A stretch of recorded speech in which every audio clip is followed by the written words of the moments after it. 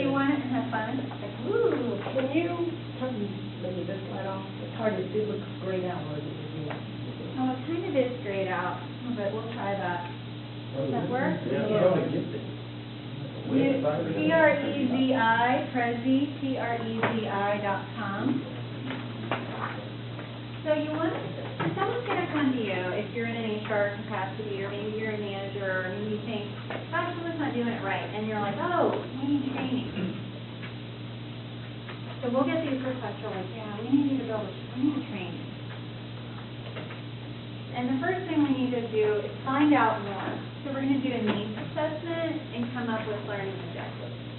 So the first thing is the needs assessment. So people typically ask for training because there's a gap.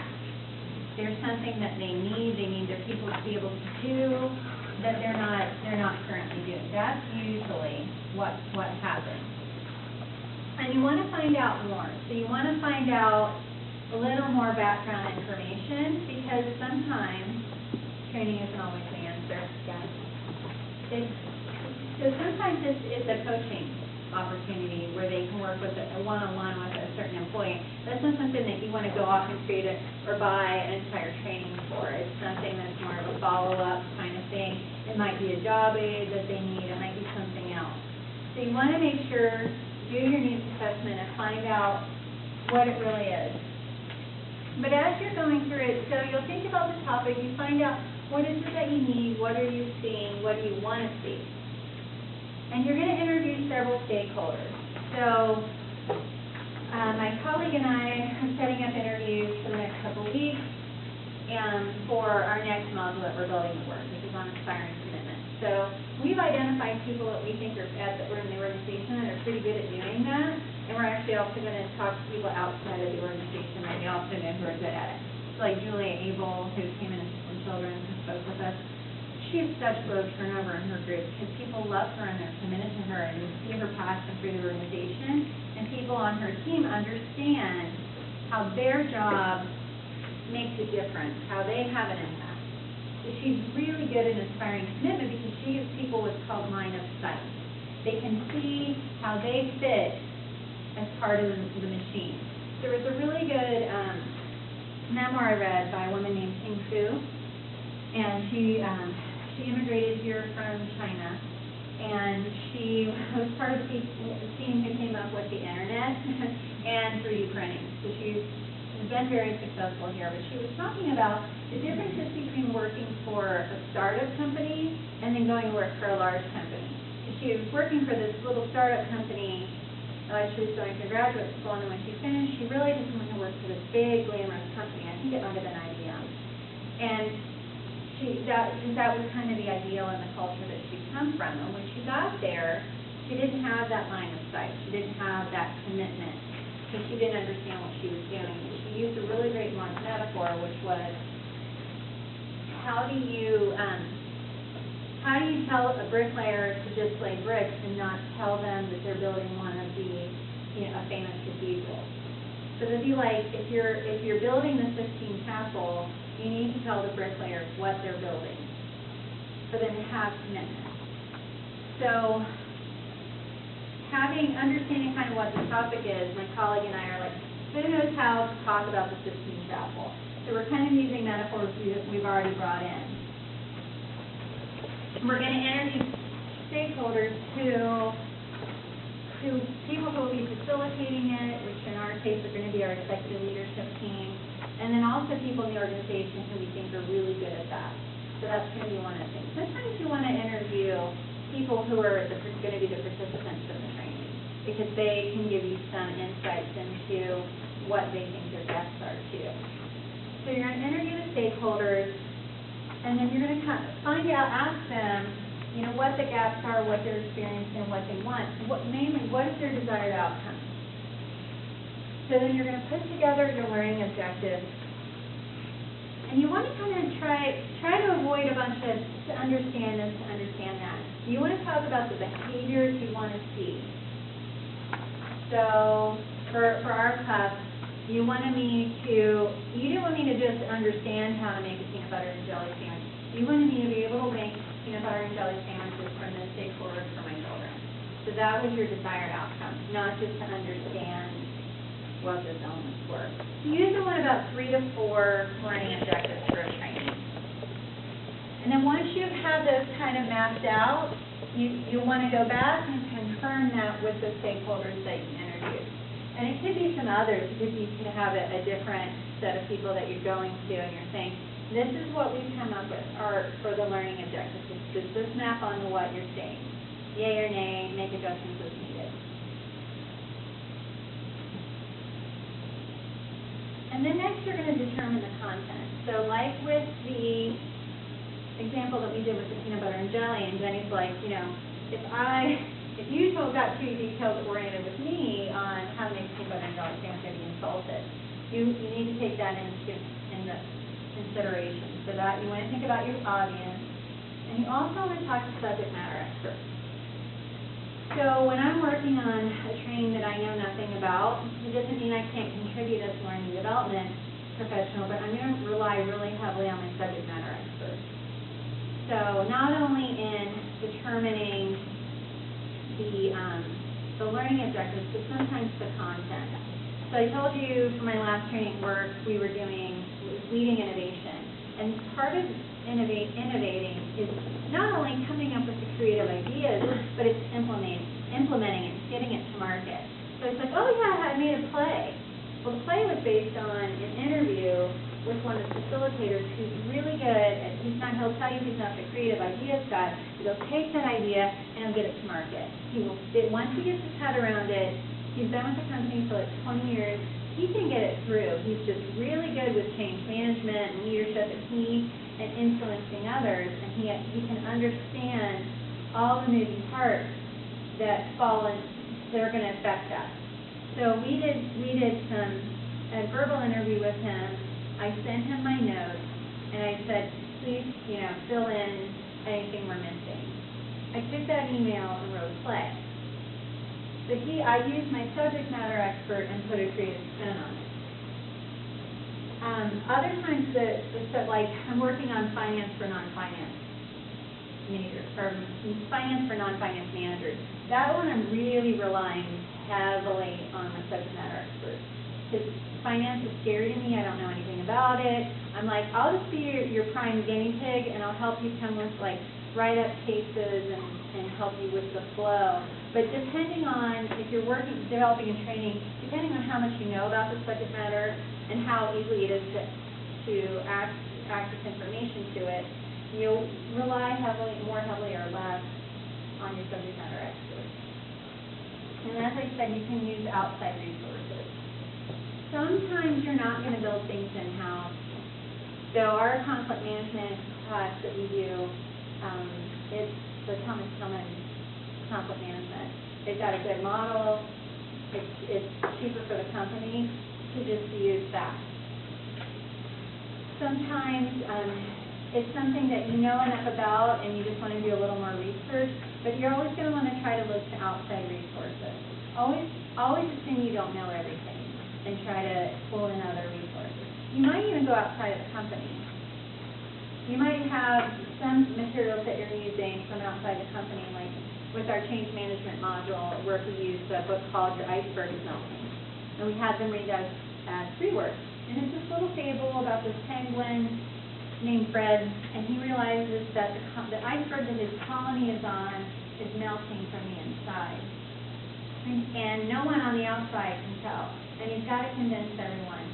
So it was a great outside resource that we could bring in as free work, and then when they came to the class, we could kind of refer back to that. There's a lot of different things you can do with outside resources.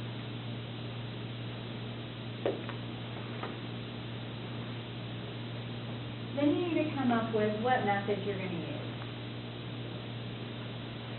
So when you're doing training at work, what are you doing? All classroom? Or are you doing some on the job, internet-based? What are your experiences?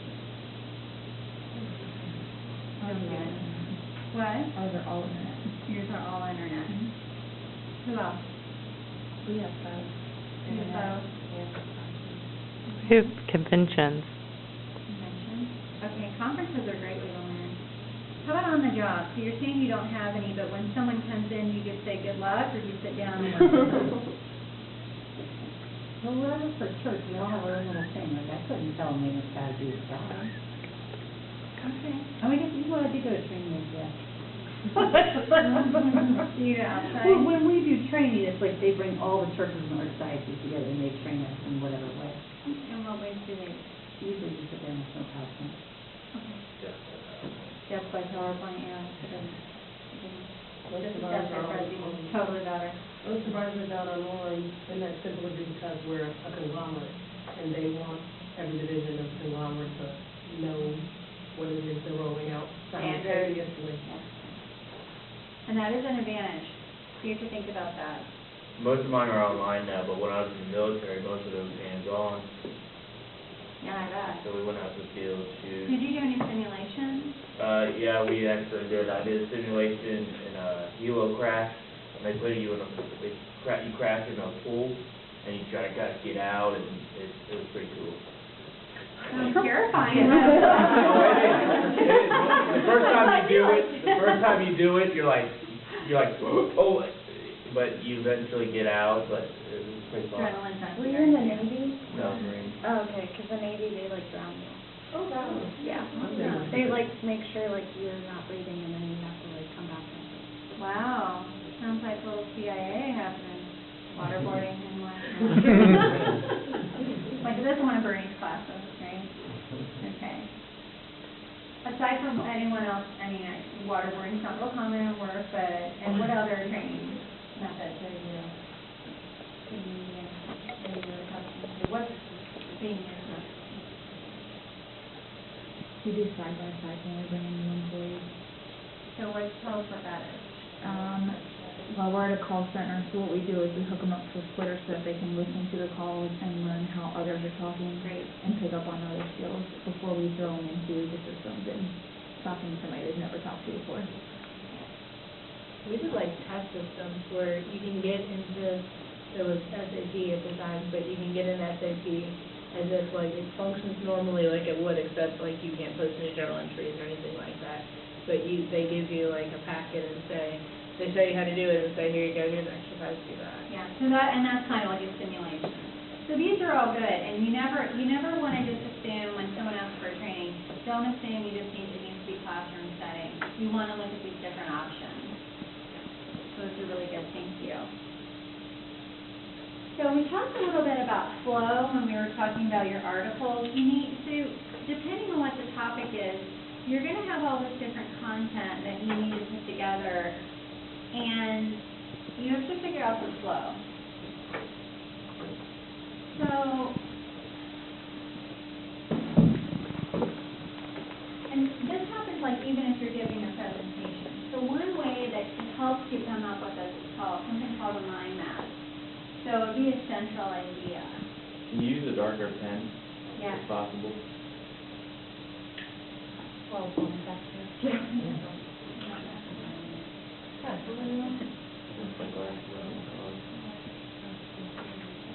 I'll turn the light back on for the mind map part. We have a mind, so a mind map starts with like, usually just, sometimes there's more than one. Okay, this is a mind map. What would there be something that you think people need to be trained in? Systems, What kind of system? computer systems. Okay, so computer systems.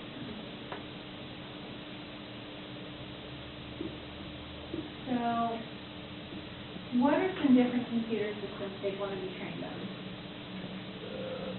Well, Depends on the company. with my company, we have to learn R7 or Galaxy. That's our banking system that we Their use. bank, I think their banking. What would be another kind? Budget. What? Use Salesforce. What kind of, what is that? It's kind of a database with all the financial. Accounting software. It's accounting mixed with a database we use for, it's specifically written for churches. Okay. Timekeeping, which is Chronos. What? Timekeeping, Chronos. Timekeeping. Microsoft.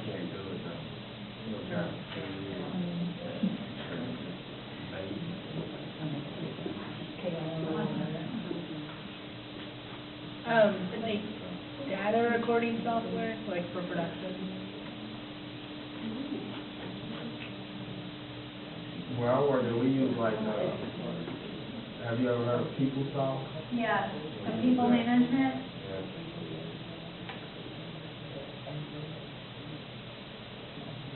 Okay, so this is the example, all right, so then in each of the people management, that might be, you know, stems off of that would be training, discipline, performance management.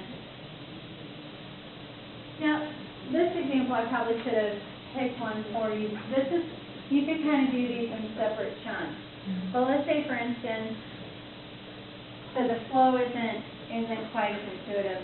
But let's say for the training I just did on leading innovation, we looked at our learning objective, and one of them was for people to understand the definitions of creativity and innovation and the associated phases and why they're important to the success of transfer. So that was our first learning objective, and we kind of started with that. So we didn't want to do that, and then another was like we want you to walk away with different methods of brainstorming. So we don't want to introduce that before we talk about the why and the what, right? We want to make sure that it makes sense.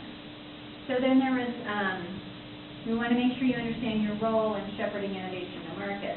So once we've gone through the brainstorming methods, then it makes sense for us to talk about, okay, now how do you get it to market? Now you've got your idea. How do you decide from all these different ideas which ones you want to pursue and then take them to market? So mind mapping for that could, you know, a lot of our trainings that we're working on start with a mind map, and we're just trying to see how things fit together, and that's one way to kind of organize your thoughts.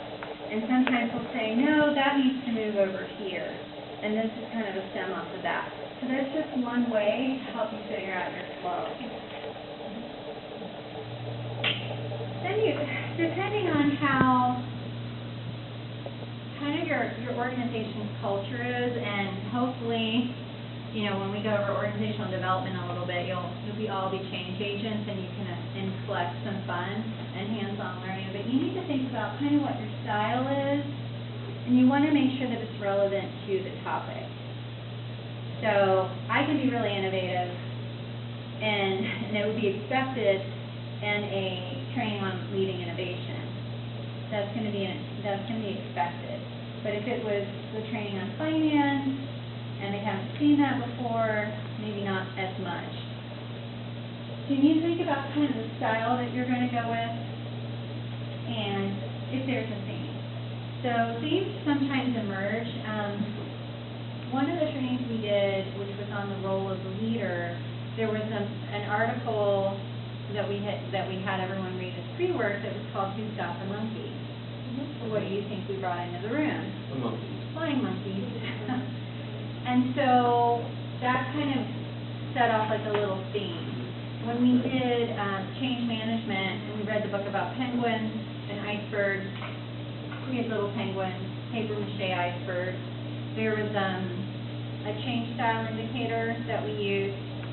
The initials were CSI, crime scene. We had dead penguins, crime scene, lab coat, guy like the corny music from CSI Miami and sunglasses, and it was like, we do a lot of corny stuff, but it helps get the point across. Most people buy in. There's usually one who's like, I hate that, go away, but you know, that you can have anything. So themes can kind of emerge, and that helps people remember, because we'll get that. Was that, oh, the one with the penguin. Oh, the one where it's cake, the cake box, where he decorated the cake. Yeah, that. So they will remember kind of based on the activities that you have them do, and if there's a theme. So I know it sounds really corny and hokey, but it helps people remember. How many of you have been in a course that's had kind of a theme to it, or an initiative? What was that? We did, it was a sales leadership conference, but it was during the Super Bowl, so it was, of course, football themed. But everything, down to like the gifts we gave them, were football themed. That's cool. Okay, and they'll remember that it's the football conference, Super Bowl. What else? Anyone else? did some employee engagement activities, kind of like Employee Appreciation Day around the Olympics, and so we had our own little Olympic games. We used hula hoops to make it simple, pretty fun. So things like that can help it be a little more memorable. Definitely want to include activities. So how many of you, I don't want you to violate intellectual property laws if you signed anything, but what kind of activities have you done in training that have helped you, or even in a classroom? We played, Jeopardy, and then we played Hangman, which was fun. Oh, Hangman, okay. We did a game called Safety Unit, when it was just different types of activities and challenges, trying to do it the safe way. Oh. On a safety unit basis. It was a lot of fun. Cool. Safety, safety, and that's good for safety because it's one of those drier subjects. It's really important, but it's a little harder to remember.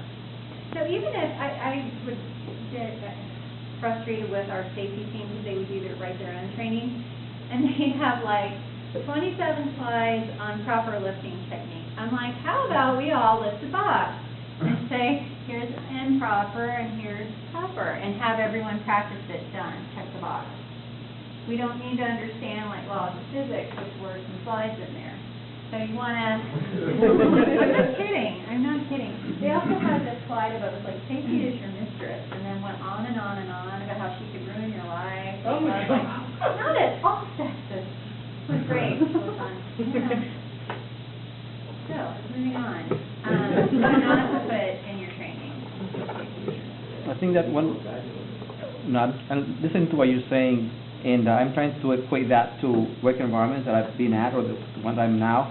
And we need to have a good sense either from our own knowledge or from somebody that can advise us in what would be the proper, props or proper, style to use to convey a point for exercise and whatnot. Because some cultures, company cultures, may be more open to things like that. Other ones will check out. People may think that, you're wasting my time, or... I would say introduce it slowly. So my Chief Administrative Officer, who's going to be here in the lesson class, which is a guest speaker, he does our leadership development program it's facilitated by senior leaders in the organization, VPs and chief this or that. And he does the first module, which is the flying monkeys. And when we did flying monkeys, that was like, whoa, flying monkeys? Really? It was kind of scary and, I don't know, they howl, they're really loud. Because we had it felt like a morgue a couple years ago. It's come a long way. But now it's like, we need to spice it up. We're like, you want a monkey suit? Yeah, we'll wear a monkey suit. We're like, the other facilitator wear a gorilla, because there's reference to, we got monkeys, and what about gorillas? And a monkey is like someone else's problem that they're trying to pass off on you, so it jumps from their back to yours. So that's the reference to that. But I'm like, well, maybe, but we don't want to go too spicy in the first module because these people haven't been on the journey the rest of us have been on. So if we had started off with the two VPs playing shepherds in a play and a remote control sheepdog, they probably would have kicked me out. But we started slow with flying monkeys and kind of have built up. So now it's like, what are they going to do next? And we usually lock them out of the room, and they're not allowed to come in yet. And this time we did like an off-site where we're like, okay, we've got some cats out front, and we're going off-site. And then we go to Clifton, which if you've been to Clifton, it's a little more eclectic. And we're like, okay, so we're here, and you need to just go off and have lunch and try something new, because that helps with you being more creative and innovative. So go try something new and be back here, and here's the map. And then we wrote a theater for the rest of the day.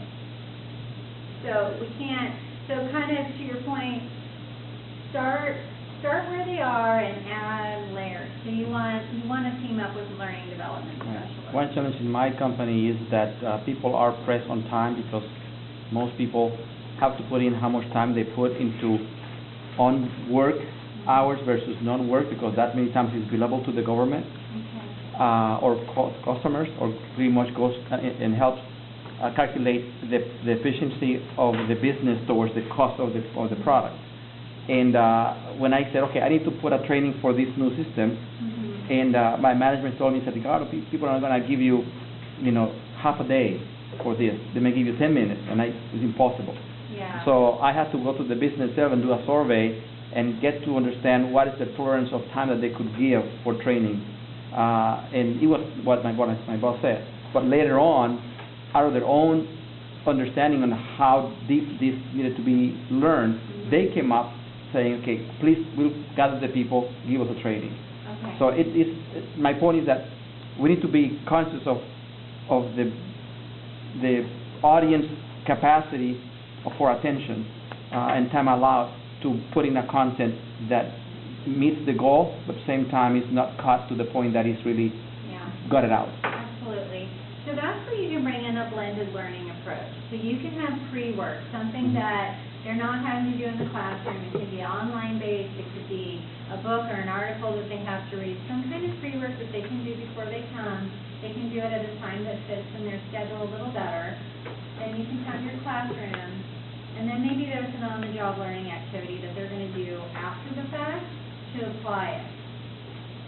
So those can be, and then you might even have follow-up, or you might break it out. So if someone can't give you a whole day and you really need that much time, is there a way they can give you an afternoon and then the next day the morning?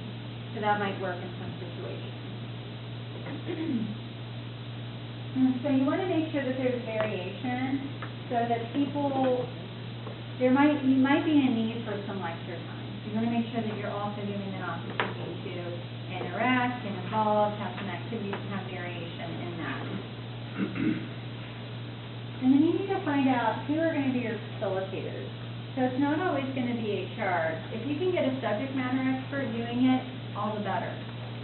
People, we've talked about this before, they don't always trust HR. They don't always see them as credible in what they do. So I can write our leadership development program, but I can't present it with the same credibility that our senior leaders can. And I give them a foundation, probably 80% of what they're doing and talking about, but they add on a 20% or 20, that of their own stories. We ask them for their stories, and they add in their own spin on it. That makes it so much better, and they can connect and relate it to the people in the business a lot better than we can in HR.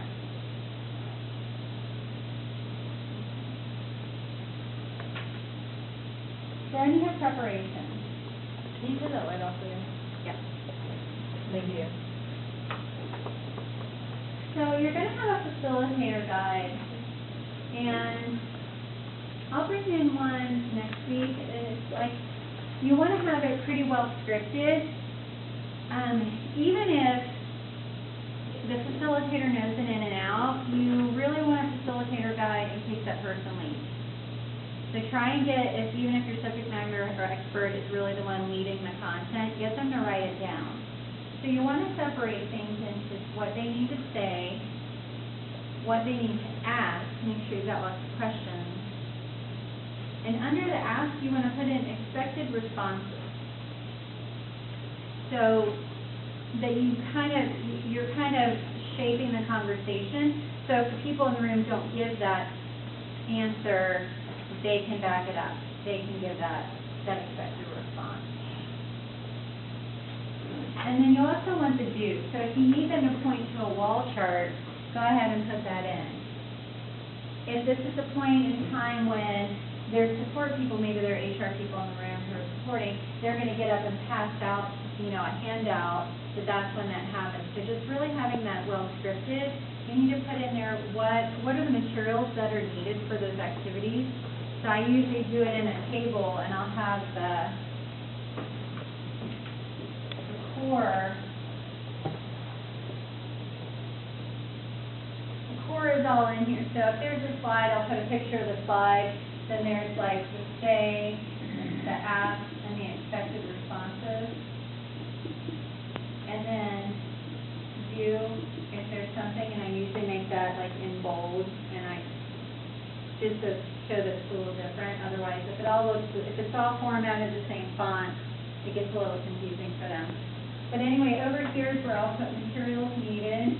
If there's more than one facilitator, you can put their name, who's doing it.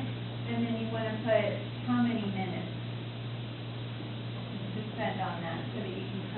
block that out. So that's one way of doing it. And I usually do that in Word. You can copy the slide from PowerPoint if you're using that. Then there's participant guides. So typically, any training I've been to at previous companies, well, I guess some professional trainings that we went off-site for, they would have like a really nice glossy handout. But a lot of times you just get the PowerPoint slide printout, the handout with the lines on the side. So another way of doing that's a little more customized is what's called a participant guide. So on that last training that I just did, you want to make it visually appealing and give them something where they can take notes. Sometimes there's a lot of content in the free work that you want to capture, and you can put that in there so it's kind of like a guide they can always refer back to. So then they're not just going to forget it, oh, what was that? So if there's things you really want them to remember and be able to refer back to, you can put it in a participant guide. You also need to think about get in order and get organized all the supplies you're going to need. Well, a couple weeks in advance, because anything can happen. So if they're taking an assessment, you want to make sure that you have those. And if you have to send them out ahead of time, that you get that done. So getting everything coordinated and put together. There's usually paperwork, handouts, wall charts, print, just making sure you have all of that. And then you want to schedule rehearsals. So with our leadership development program, I'm not usually accustomed to telling my chief this or that or the vice presidents what to do. But with this, so we're just like, well, make sure that you have plenty of time to rehearse, and then we just kind of leave it up to them. And you can tell the difference between how much they rehearse, especially if they rehearse together. If you've got two people who are doing it together, try to get them at least a dress rehearsal the day before together, because they'll pick up a rhythm with each other. So even if you have, this is so-and-so slide, but you want to make sure that they can play off each other. It feels a lot better for the people in the room.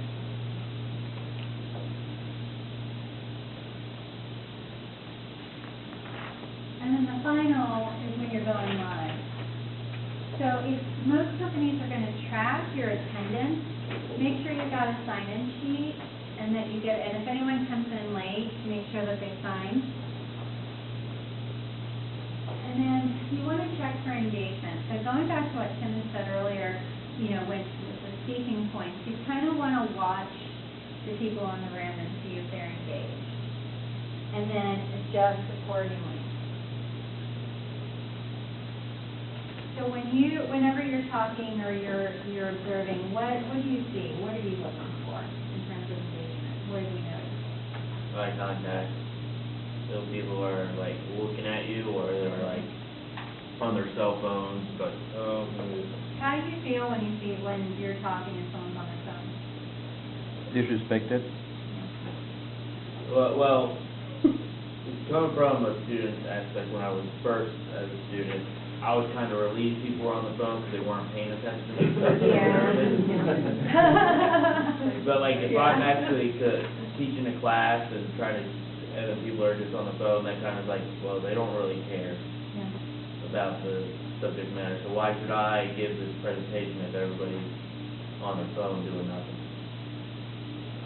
One way you can check if they're engaged is by the questions that they ask. Mm-hmm. Right. One key is if they're asking questions, if they're answering or not. Right. I don't know. There's some correlation with the time of day and student engagement. I don't know. It's after 9. 9:45, it's the look. You're not. Hey. 9:45. And lastly, please speak in monotone. Do not have fun. Do not get, Yeah. We, as I said, in my program, we were a little more creative this time, and the first day they did it, they were we had a rehearsal, but the facilitators were a little more, not quite as relaxed, because it was the first time they went live, and maybe because the CEO was in the room.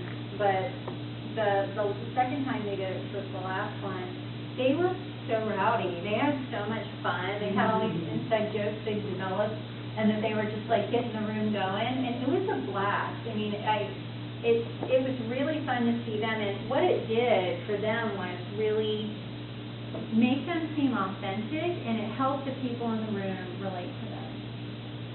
So what speakers can you think of that have done that well?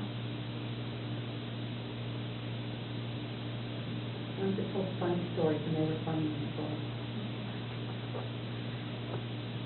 Well, I had a gunnery sergeant that told stories all the time, and it made us laugh, and we always, when he was gonna speak, everybody was like, awesome, because he motivated us. It wasn't like our CO or officers that were like, all right, this is what we need to do, and he kind of made a joke out of it, like, we know what to do, we're just doing this, and make them look not stupid, but make them look like they're not better than us, because they're officers and we're enlisted.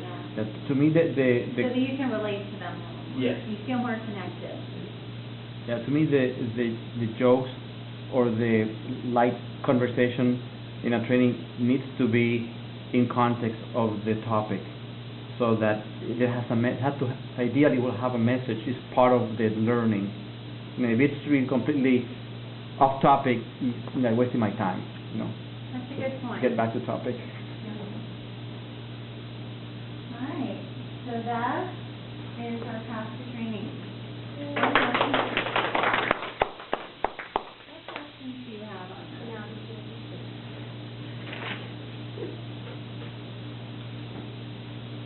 No, my company I'm working for now is not really interactive. They just send you up to a classroom and you watch things online. And occasionally we'll get like Jeopardy or something like that, but most of it is read this PowerPoint online, take this test, okay, your training's done.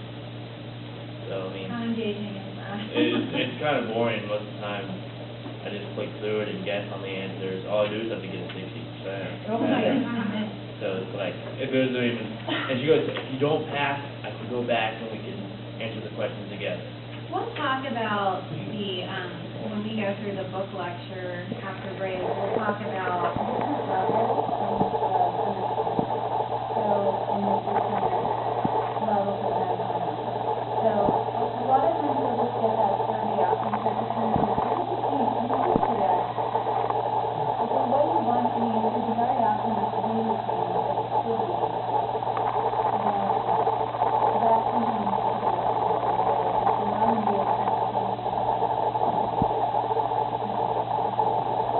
Training is, in my opinion, a very important